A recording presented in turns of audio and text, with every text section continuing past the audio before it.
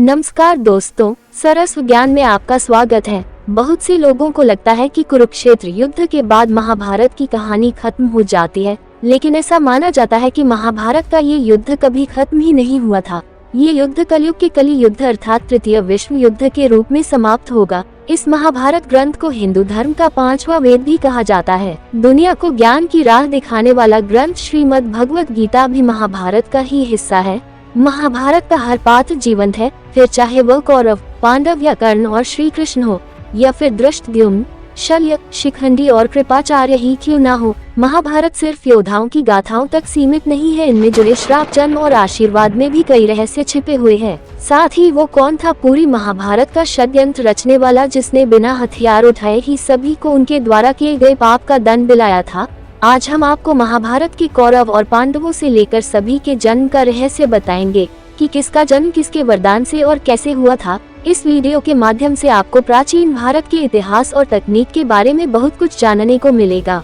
तो चलिए जानते हैं महाभारत के कुरु वंश की शुरुआत कैसे हुई थी। पुराणों के अनुसार ब्रह्मा जी से अत्रि, अत्रि से चंद्रमा और चंद्रमा से बुध और बुध से इलानंदन, तब इलानंदन से पूर्वा का जन्म हुआ और पूर्वा से आयु, आयु से राजनहस और नहस से ययाति का जन्म हुआ। ययाति से पुरु का जन्म हुआ और पुरुवंश में भरत और भरत के कुल में राजा कुरु जन्मे और यहीं से कुरुवंश की शुरुआत हुई। इसके बाद राजा कुरु के वंश में शांतनु का जन्म हुआ और जब शांतनु हस्तिनापुर के राजा बने तो एक बार आखेट को जाते हुए उन्हें गंगा किनारे देवी गंगा दिखाई दी। वहां देखते ही उन्हें देवी गंगा से प्रेम हो जाता है और वह देवी गंगा से विवाह करने के लिए कहते हैं, जिसे देवी गंगा एक शर्त के साथ स्वीकार करते हुए कहती है कि आप मेरे किसी भी कार्य पर कोई सवाल नहीं उठाएंगे अथवा रोकेंगे नहीं। अगर आपने मुझसे कभी भी कोई सवाल किया तो मैं उसी समय आपको छोड़कर चली जाऊंगी। महाराज शांतनु ने देवी गंगा की बात मानते हुए उनसे विवाह कर लिया। विवाह के कुछ समय बाद राजा शांतनु और देवी गंगा ने एक सुंदर पुत्र को जन्म दिया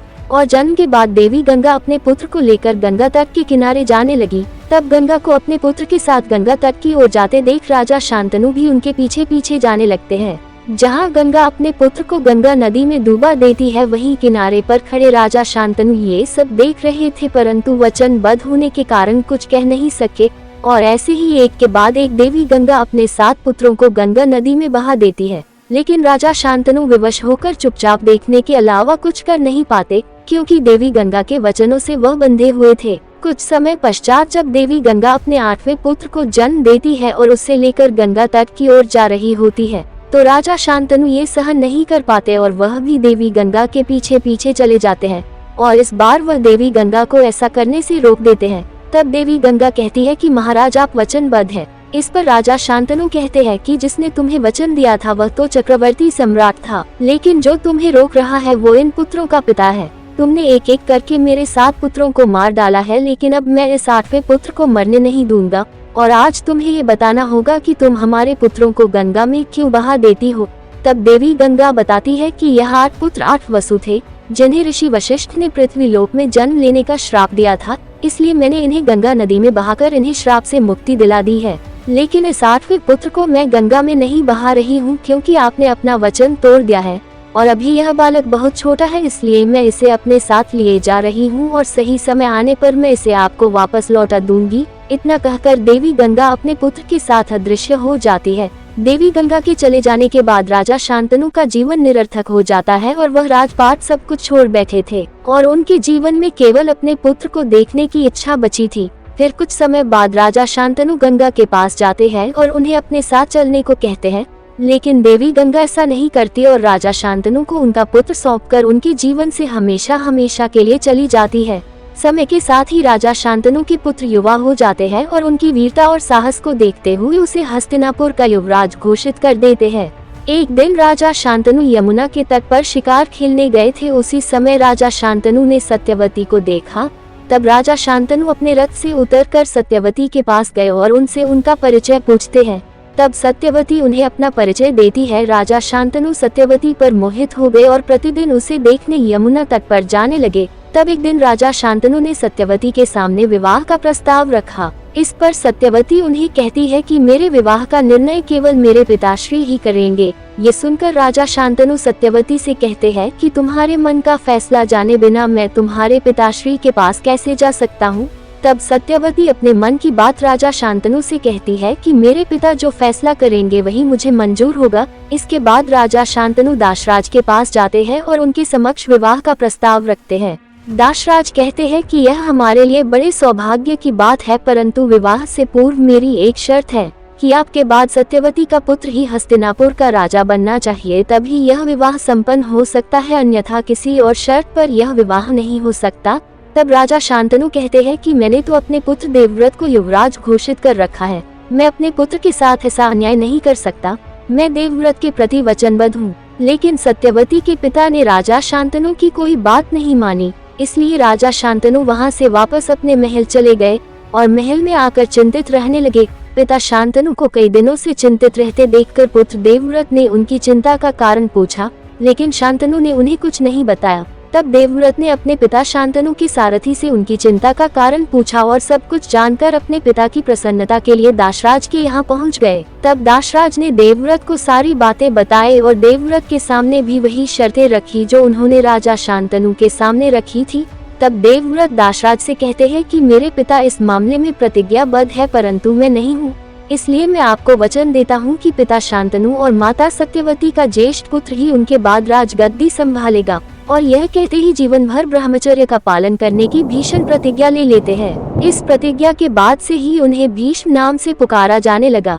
इसके बाद अपने पुत्र देवव्रत की पिता भक्ति को देखकर राजा शांतनु ने देवव्रत को इच्छा मृत्यु का वरदान दिया और इस प्रकार राजा शांतनु और सत्यवती का विवाह हो गया। कुछ समय के बाद सत्यवती और राजा शांतनु के दो पुत्रों ने जन्म लिया, चित्रांगद और विचित्रवीर्य। चित्रांगद युवा अवस्था में ही एक युद्ध में वीरगति को प्राप्त हो जाते हैं, इसलिए चित्रांगद के बाद विचित्रवीर्य को राजा बनाया जाता है। विचित्रवीर्य के विवाह के लिए देवव्रत यानी पितामह भीष्म काशीराज की पुत्री के स्वयंवर में जाकर अंबिका और अंबालिका का हरण करके उन्हें उठा लाते हैं।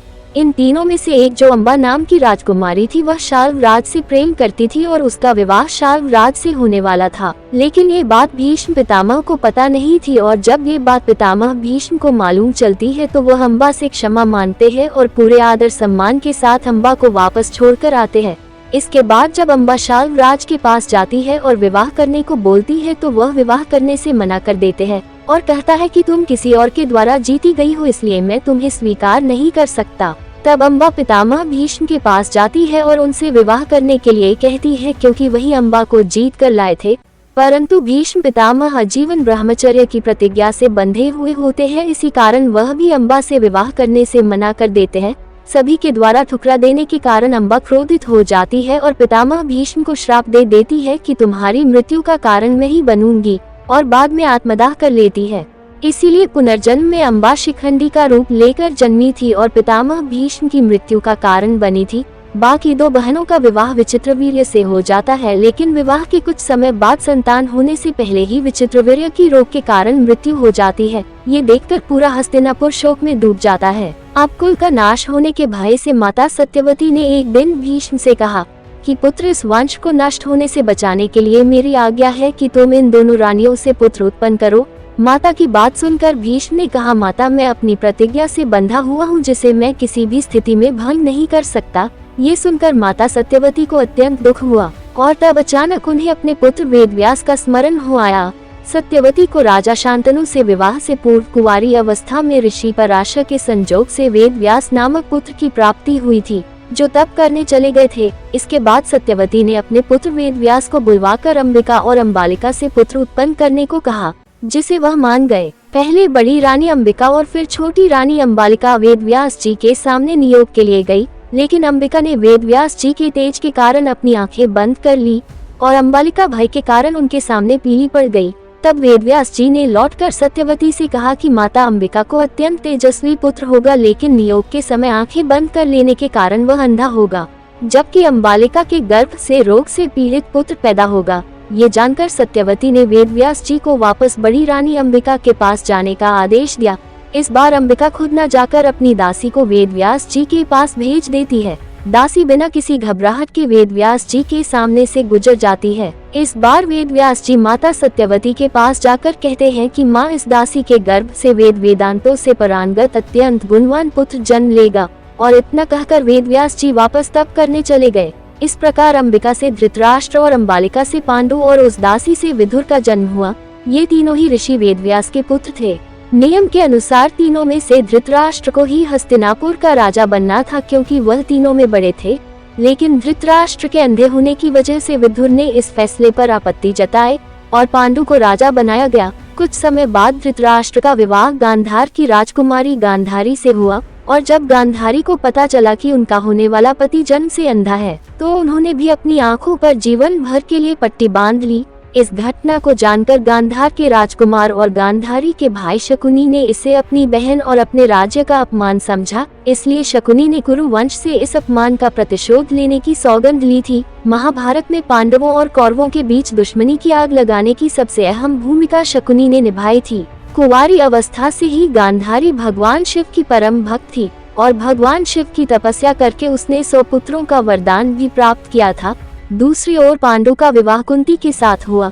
कुंती राजा सुरसेन की पुत्री एवं वासुदेव की बहन और भगवान श्री कृष्ण की बुआ थी। नागवंशी महाराज कुंतीभोज ने कुंती को गोद लिया था। इस प्रकार कुंती हस्तिनापुर की रानी बन गई। कुंती जब कुंवारी थी तब दुर्वासा ऋषि ने उन्हें एक मंत्र दिया था, जिससे वह किसी भी देवता का आह्वान करके उन्हीं के समान एक तेजस्वी पुत्र प्राप्त कर सकती थी। एक बार मंत्र को परखने की खातिर कुंती ने सूर्यदेव का आह्वान किया, जिससे उन्हें एक दिव्य पुत्र प्राप्त हुआ, जिसने सूर्य के समान ही कवच और कुंडल धारण किया हुआ था और उसका नाम कर्ण था। कुंवारी अवस्था में पुत्र को प्राप्त करके कुंती समाज के डर से भयभीत हो गई थी, इसलिए उन्होंने उस पुत्र को एक टोकरे में रखकर गंगा में बहा दिया। जब कर्ण गंगा में बहते हुए जा रहे थे तब पितामह भीष्म के सारथी अधिरथ और उनकी पत्नी राधा ने उसे देख लिया और कर्ण को उन्होंने गोद ले लिया और उस बालक का लालन पालन किया।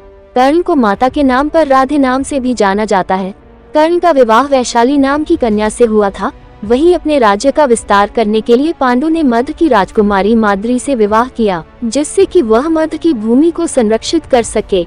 एक बार राजा पांडु ने शिकार के समय शब्द भेदी बाण चलाया, जो सीधा ऋषि किंदम को जा लगा और उनकी मृत्यु हो गई। उस समय ऋषि किंदम और उनकी पत्नी वहां संबंध बना रहे थे, इसलिए मृत्यु से पहले उन्होंने राजा पांडु को श्राप दिया कि जब कभी भी तुम किसी स्त्री के साथ संबंध बनाओगे तो तुम्हारी भी मृत्यु हो जाएगी।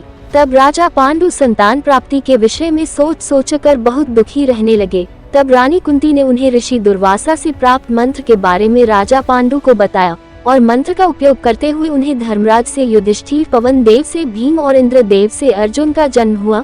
रानी कुंती के पुत्रों को देखकर राजा पांडु की दूसरी पत्नी माद्री अपनी सुनिकोप के मारे निराश रहने लगी। तब कुंती ने माद्री को वह मंत्र बताया जिसका उपयोग करके रानी माद्री ने अश्विन कुमारों का आह्वान किया, जो कि जुड़वा भाई थे। इन्हीं से नकुल और सहदेव का जन्म हुआ और ये दोनों भी जुड़वा भाई थे।